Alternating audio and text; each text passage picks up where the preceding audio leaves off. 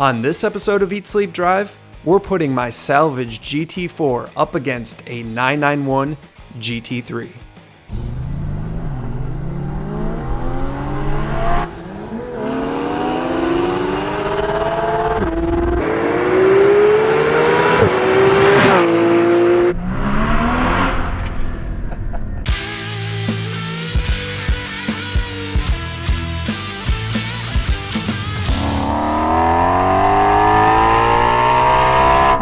Welcome everyone to another episode of Eat Sleep Drive, and yes, it's big brother versus little brother today. We're gonna find out all the differences between these two cars. If you haven't seen the video, last week I went and purchased this GT4. After driving this GT3, I just had to have something like this in my life.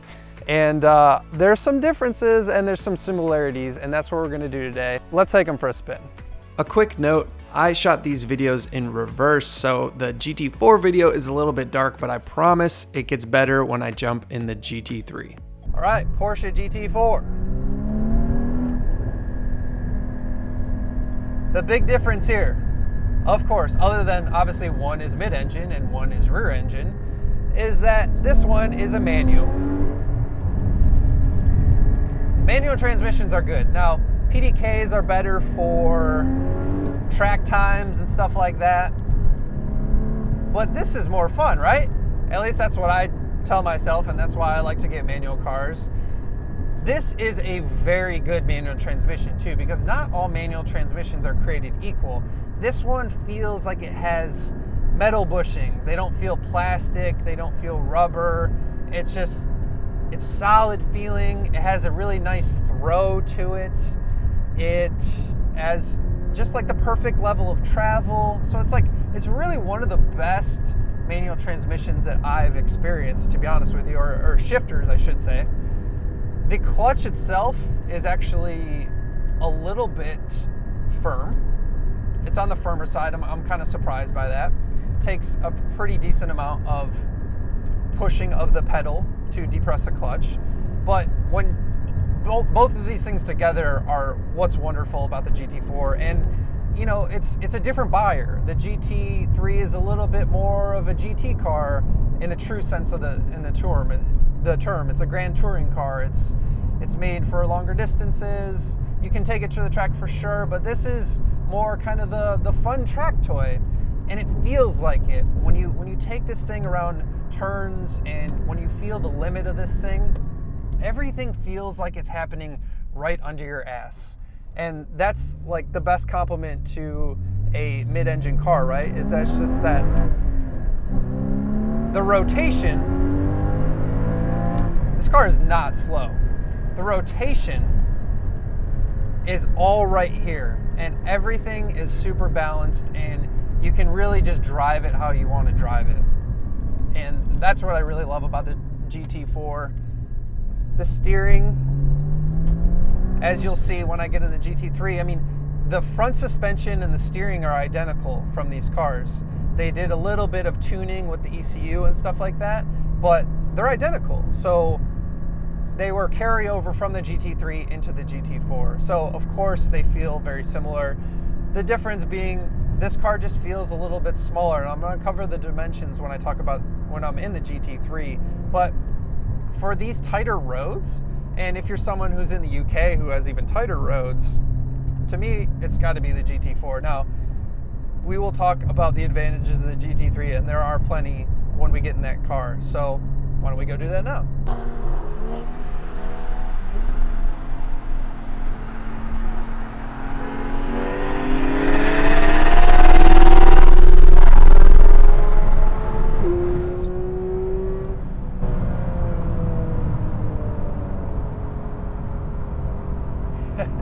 It's closer than you'd think.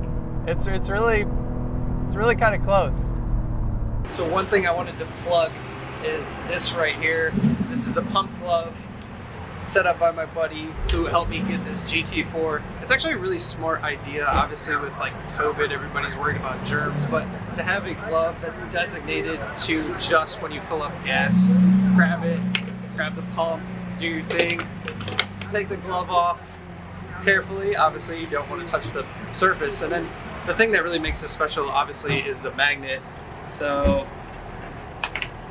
magnet it back up, and then you're done. All right, well, getting out of the GT4 into the GT3, as you can see, the speed difference is actually a lot closer than I would expect, to be honest with you. This revs to 9,000 RPM, and the big difference that you notice in the acceleration is, of course, we're kind of doing like a 40 roll, which is pretty good for the GT4 because that's second gear and the gearing is pretty long and stuff like that. And it hangs until the shift, and then with PDK, and this has a higher red line, 9,000 RPM red line, this thing just keeps going. So this thing is for sure faster. And of course, also the GT3 sounds better.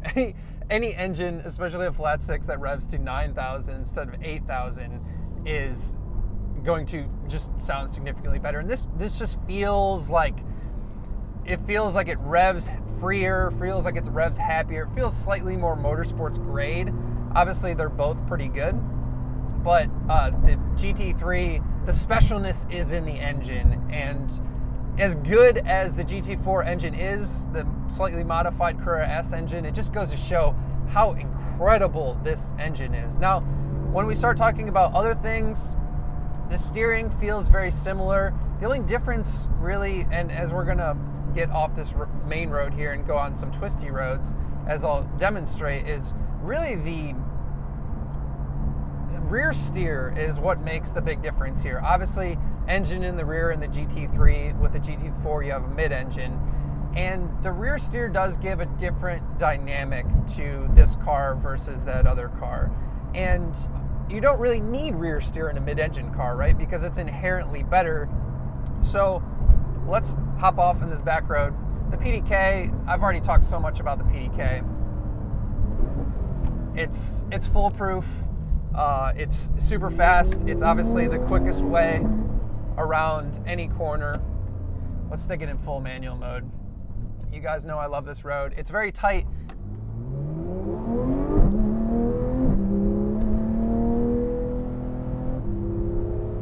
And since these cars have the same basic front end, they of course feel very similar. I think the steering in the GT4, this car is fast.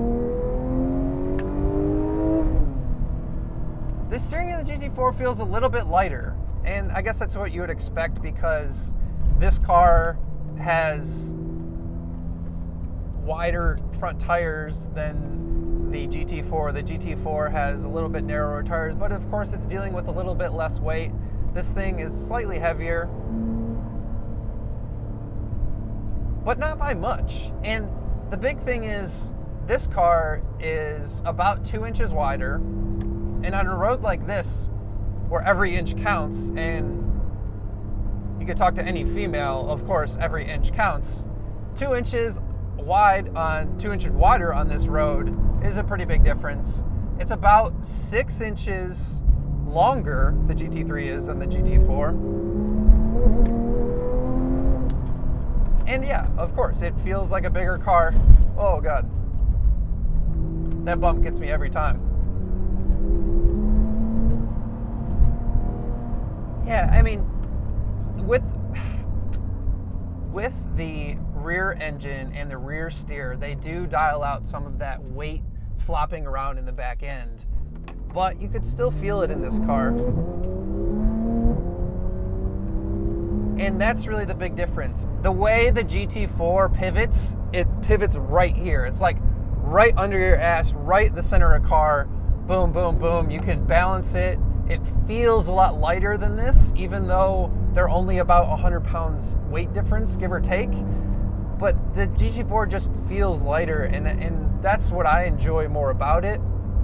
For the same money, man, for the same money, it's such a hard question because I obviously picked the GT4 over the GT3 just because it's cheaper and I get the manual.